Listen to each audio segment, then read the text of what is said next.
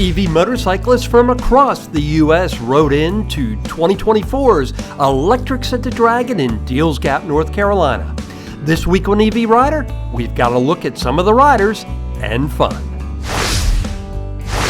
This EV Rider episode is brought to you by the historic Topoco Lodge, a Deals Gap, North Carolina area tradition since 1930 that includes level 2 charging for guests with EVs.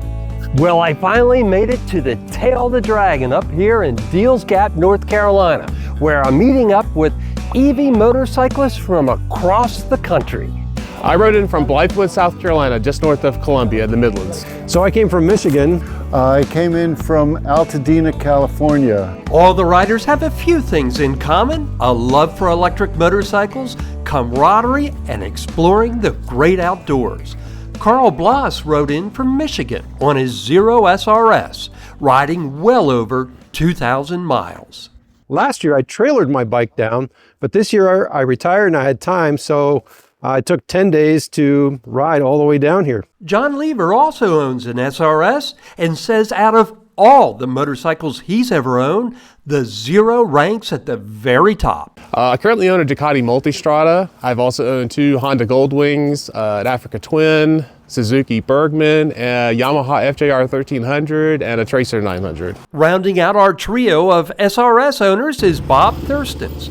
Last year, he rode in all the way from California, but this year, Bob decided to rent a SRS from eMoto Powersports, which is similar to his personal bike. Another feature that mine has is the Double J, the rapid charger in the Double J. I was able to ride it across from California last year. I did the coast to coast. Had a little help from Scott.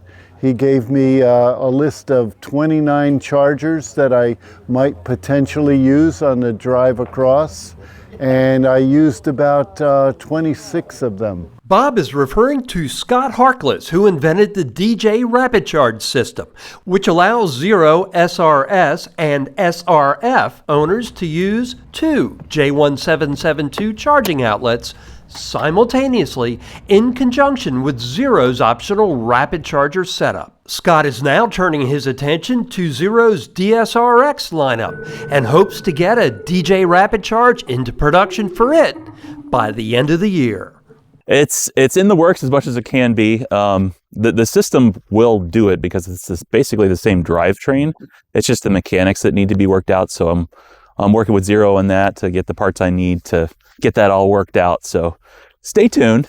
You can learn more about eMoto Design's Double J plug charging system in the link video at the end of this one. Larry Bergsnyder came in from Auburn, Alabama with his 2018 DSR, which he uses for a lot of off-roading. I try to keep up with the KTMs on the BDRs and the rallies. I try to keep up with them.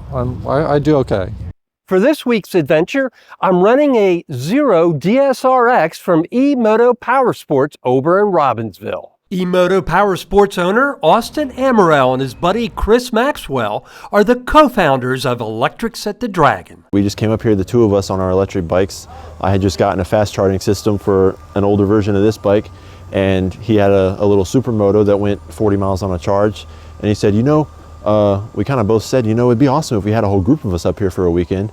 And so I posted in the Facebook group right when I got home. I had 8 people show up the first time, some on gas bikes, some on electrics, and it grew from there. It's just a beautiful morning here in Deals Gap on the tail of the Dragon. This is some of the best motorcycle riding in the country without doubt. And I say that as somebody that has lived in Texas, lived out in California, lived in the Northeast.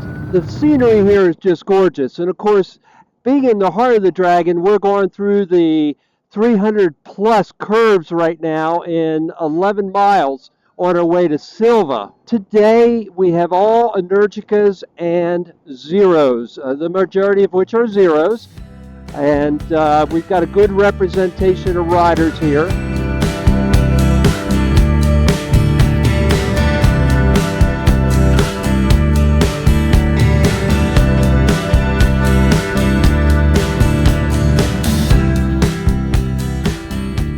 While attending Electrics at the Dragon, I'm staying at the historic Topoco Lodge. And while this may look old school, it's definitely first rate when it comes to charging for EV motorcyclists.